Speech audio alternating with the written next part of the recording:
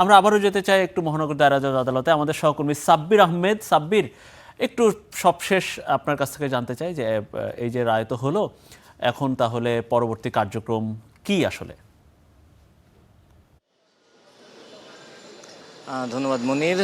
১৯ মে থেকে ৭ জুন ১৯ দিন এবং বিচারিক আদালতে ৪ কর্মদিবসের পর আজকে পঞ্চম দিনে এসে রামিসা হত্যা মামলার রায় এবং রায়ে ২ আসামির মৃত্যুদণ্ডের আদেশ, এবং যে আদেশে পুরো দেশ আসলে খুশি, এবং আসামি পক্ষের আইনজীবী থেকে শুরু করে রাষ্ট্রপক্ষের আইনজীবী সবাই আসলে এই রায়ে খুশি। এবং আপনি যেটি জিজ্ঞেস করেছেন যে এই রায়ের পরবর্তী স্টেপ কি, এই রায়ের পরবর্তী স্টেপ আদালত যেটি বলেছেন যে আগামী ৭ কার্যদিবসের মধ্যে আসামি পক্ষকে উচ্চ আদালতে আপিল করতে হবে, এবং আপিল করার পর তারপরে যে পরবর্তী যে আইনি প্রক্রিয়া রয়েছে সেই প্রক্রিয়াটি সম্পূর্ণ হবে। আমাদের ভেতরে ছিলেন, এজলাসের ভেতরে ছিলেন আমাদের সহকর্মী তসলিম হোসেন রনি।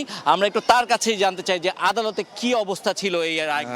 সাব্বির, যে বিষয়টি আমি বারবার বলতে চাচ্ছিলাম, আদালত যখন শুরু হয় এবং এদের যে এজলাসে উঠানোর পরে যে দৃশ্যটি আমি আরেকবার বলি, দুজনের মাথা নত ছিল এবং হয়তোবা তারা বিভিন্ন দোয়া কালাম পড়ছিলেন।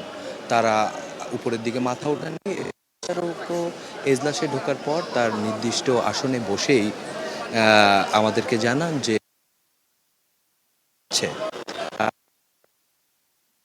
২০১১ সালে নারী শিশুর যে ধারাগুলা সংশোধিত হয়েছিল, সেই ৯-২ ধারা অনুযায়ী রায় পড়া শুরু করা।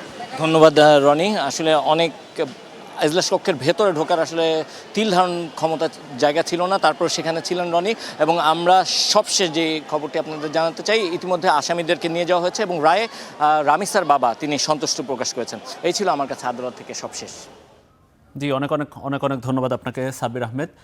দর্শক, আমরা সরাসরি ছিলাম মহানগর দায়রা জজ আদালতে, এবং আমরা বারবারই বলছি যে আজকে বাংলাদেশের বিচারিক ইতিহাসে একটা অনন্য নজির স্থাপন হলো। রামিসা হত্যার রায় দেওয়া হলো এবং রামিসা হত্যার পূর্বাপর সব কিছু আপনাদেরকে আমরা সরাসরি এবং অন্যান্যভাবে রিপোর্টের মাধ্যমে জানানোর চেষ্টা করলাম। আবারও জানিয়ে রাখি, মৃত্যুদণ্ড হয়েছে রামিসা হত্যা মামলার এই যে 2 আসামিদের।